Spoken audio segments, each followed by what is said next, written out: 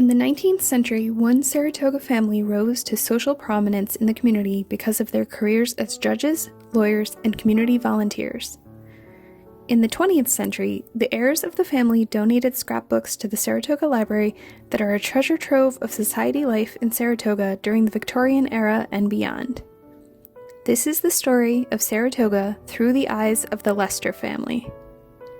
Charles S. Lester, after being born in Massachusetts, moved to Saratoga as a young man.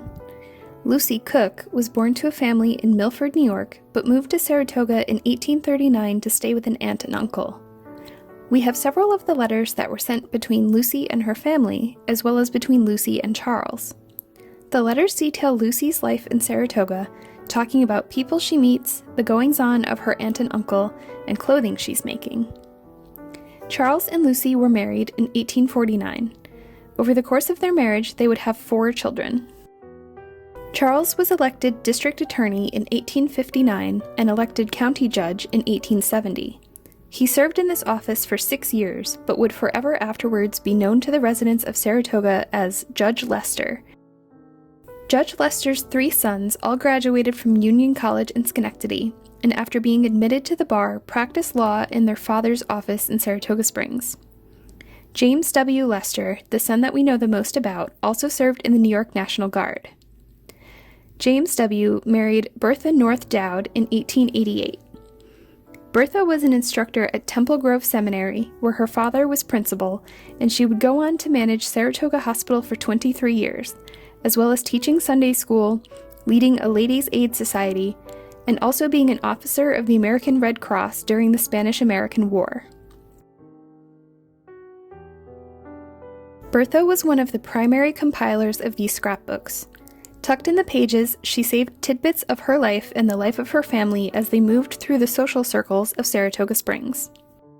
James and Bertha were members of several different clubs and societies, including the Snowshoe and Toboggan Clubs. They were frequently invited to balls and garden parties at the Grand Hotels on Broadway in the summers. This invitation included a dance card where one could see the program of dances and write in what partner had engaged you for which dance. They also acquired season passes for the summer racing season and purchased membership in the Saratoga Athenaeum, the first library in Saratoga, as well as for the Congress Park Arcade and the smaller hops and concerts at the hotels.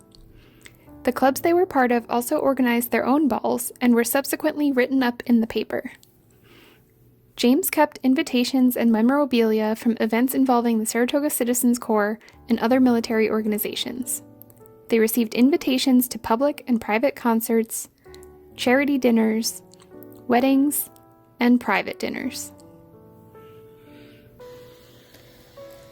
Someone in the family, likely Judge Lester, was even invited to the 1881 presidential inauguration of James A. Garfield, from which they saved this invitation and program.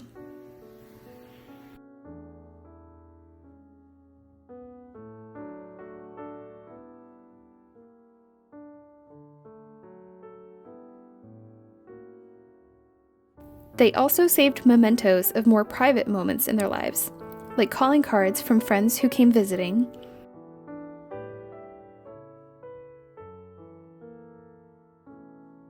sketches of family members,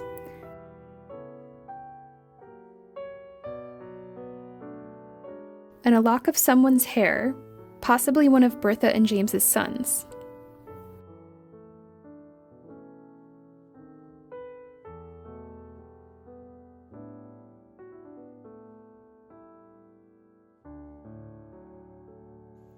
Mixed in are items both sentimental, like the rose Bertha North received at her class day ceremony and valentines she received from James W. and her sons, and silly, like a broadside published to circulate among family painting James's brother Charles S. and his friends as straying vagabonds.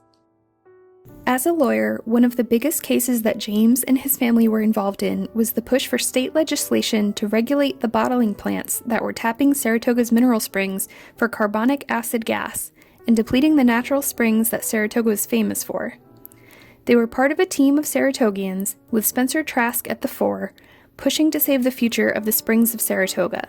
They kept several articles about the court rulings in the state reservation case, as well as on the death of Spencer Trask in a train accident, which occurred just before the state finally passed the legislation protecting the springs and establishing the state reservation. The family also kept scrapbooks specifically on another aspect of James's life, his service in the National Guard. James W. served in the 2nd Regiment of the New York Infantry of the National Guard. The scrapbooks we have stretch from April of 1898, during the Spanish-American War, to late 1916, just before the U.S.'s entry into World War I. While James's unit was deployed out from Saratoga in 1898 during the Spanish-American War, his unit was hit with a string of bad luck, including illness that ran through their camp in Florida and damaging storms that took down tents and destroyed equipment.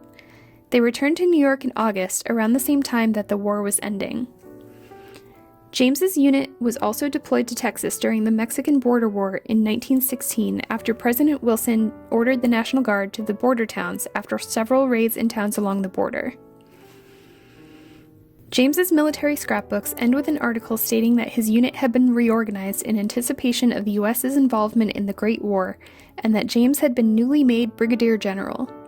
Supplementary sources state that James was given a medical discharge before he could be deployed to Europe. He was 57 at the time.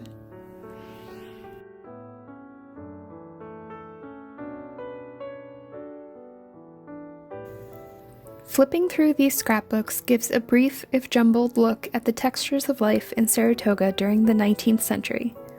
The minute details of cards and tickets, letters and papers, programs and keepsakes of daily life are often lost to time, but can give us a glimpse of the order and purpose of domestic and social life. There are 9 family scrapbooks, 11 military scrapbooks, and 1 box full of letters in this collection, spanning nearly a century, from the 1840s to the 1930s. The family kept these records of the life of the 19th century Leicesters for decades. Eventually, because they contained so many printed pieces of ephemera from the history of the city, the family donated the scrapbooks to the Saratoga Library. Other pieces of the family's legacy were donated to the Saratoga History Museum and the city historian, so that their life of service and society could continue to benefit the community.